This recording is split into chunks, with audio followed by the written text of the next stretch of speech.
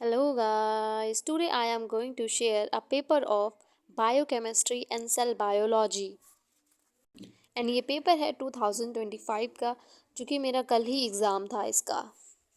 कल 10th of Jain को मेरा एग्ज़ाम था and today 11th of Jain को मैं ये पेपर आप सबके साथ शेयर कर रही हूँ। तो लेट्स सी कैसा आया था paper. As usual paper 2 hours का था and maximum marks 70 and paper divided था टू सेक्शन में, section A and section B. Section A means short answer type questions and section B long answer type questions. तो जैसा कि हमें पता है कि पहले सेक्शन में हमें करने रहते हैं 3 क्वेश्चंस एंड दूसरे सेक्शन में हमें अटैम्प्ट करने रहते हैं एनी 2 क्वेश्चंस। तो लेट्स सी कि सेक्शन ए में कैसे क्वेश्चंस आए थे। टोटल क्वेश्चंस आए थे सेक्शन ए में दैट वाज 6 क्वेश्चंस जिसमें से हमको 3 क्वेश्चंस अटैम्प्ट करने थे। You won't believe but this paper was totally unexpected. Unexpected इसलिए था बिकॉज मैंने इस पेपर की तैयारी के लिए अराउंड 9 आवर्स की स्टडी की थी and around 11 to 12 topics like 100% तैयारी करके गई थी। लेकिन इस पेपर में एक भी ऐसा टॉपिक नहीं था, एक भी ऐसा क्वेश्चन नहीं था जो मुझे लाइक पूरा आता हो। लाइक पेपर देखने में तो टफ नहीं है लेकिन पेपर ऐसे पोर्शन से आया है जो लाइक अनटच्ड टॉपिक, लाइक उनको मैंने देखा ही नहीं था, लाइक। तो first question we have is what is Ramachandra plot explain. और इसके बारे में कहीं 12th में सुना था। And second question is how are the amino acid catabolism and the urea cycle interconnected and explain. और इस क्वेश्चन में मैं लिख के आई हूँ यूरिया साइकिल के बारे में बिकॉज मुझे यही आता था। And third question is what are the difference between active and passive transport across the plasma membrane? Fourth question is what are the molecular motor proteins? Explain their mechanism of action. And fifth question is what is signal transduction? Explain the role of G protein coupled receptor. Now let's move to last question of section A.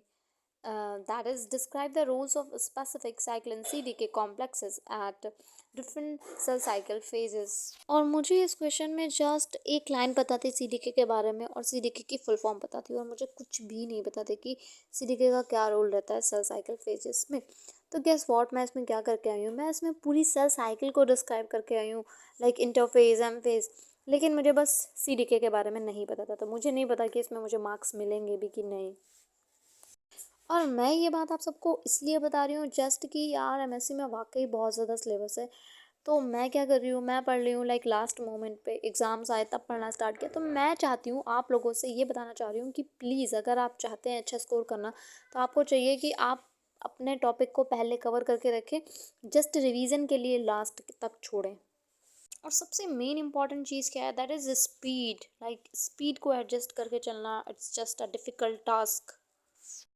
और मैंने इस section में attempt किए थे 2 question और मेरा इस बार भी एक क्वेश्चन छूट गया था। और मैं इस बात से लाइक लिटरली बहुत परेशान हूँ कि कैसे कैसे मैनेज नहीं हो रहा है 2 घंटे में पेपर। एक क्वेश्चन छूटना लाजमी हो गया, लाइक तीनों पेपर में रिकॉर्ड बन गया कि एक क्वेश्चन छूटा ही छूटा है। जैसे कि अगर मैं बात करूँ कि सेक्शन ए में मैंने अटैम्प्ट किया था 6 क्वेश्चन सेल साइकिल वाला and second question that is urea cycle वाला।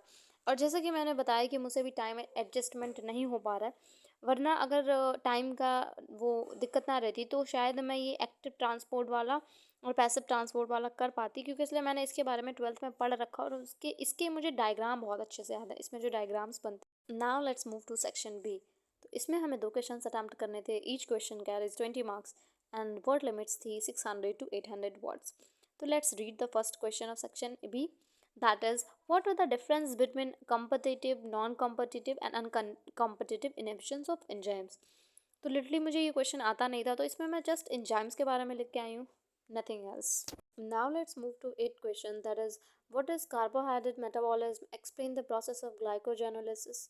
और ये क्वेश्चन मैं करके आई हूँ जो एनिमल फिजियोलॉजी में पढ़ के गए थे ना कार्बोहाइड्रेट्स के बारे में, वो। और ग्लाइकोजेनोलिसिस की जगह पे मैं लिख के आई हूँ ग्लाइकोलिसिस के बारे में। और मुझे समझ में नहीं आ रहा यार कि इस एग्ज़ाम में मैंने किया क्या है।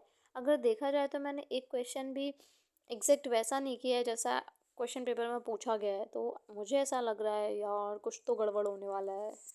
Now let's move to question 9th, explain how the electrons are transferred across the different complexes of electrons transport chain.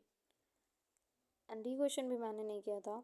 And now we have 10th question, how do cancer cell achieve replicative immortality and what is the role of telomerase in the process. इस question को मैं attempt करना चाह रही थी, लेकिन मुझे ऐसा लगा कि शायद मैं इसको 600 to 800 वर्ड्स तक नहीं ले जा पाऊंगी, क्योंकि इसलिए इसके बारे में ज़्यादा नॉलेज नहीं थी। तो इसकी जगह पे मैंने एंजाइम वाला क्वेश्चन अटेम्प्ट किया था, और ये 8 क्वेश्चन कार्बोहाइड्रेट मेटाबॉलिज्म वाला। लेकिन क्वेश्चंस मैंने किए बहुत, मतलब लाइक वर्ड लिमिट बिल्कुल परफेक्ट पहुंचाई है, लेकिन बस वही देखना बाकी है कि एग्जामिनर को कैसा लगता है मेरा answer. And literally I had girds like ये पेपर तो मेरा बहुत अच्छा जाने वाला है, बिकॉज मैंने 9 घंटे की पढ़ाई की है, मुझे सब आता है। और पता है मैंने जो 12 टॉपिक्स अच्छे से तैयार किए थे उसमें से एक भी टॉपिक नहीं आया। तो I just want to tell you that कि यार एग्जाम से पहले एटलीस्ट मैक्सिमम से मैक्सिमम टॉपिक्स पढ़ लो, जस्ट बिकॉज कि अगर आप उन टॉपिक्स को भूल गए हो तो एटलीस्ट कुछ बना के लिखने के लिए भी तो कुछ आना चाहिए। जब उसको कभी पढ़ा ही नहीं, उसको कभी देखा ही नहीं, तो बना के भी क्या ही लिखेंगे एग्जाम में। तो या that's it for today's video, और ये था मेरा honest review of my exam. और मैं चाहती तो झूठ भी बोल सकती थी, लेकिन झूठ बोलने से मुझे यहाँ पे मार्क्स तो नहीं मिल जाएंगे। तो या that's it for today's video. मिलते हैं नेक्स्ट वीडियो में, टिल देन पढ़ाई करते रहिए and please don't forget to subscribe.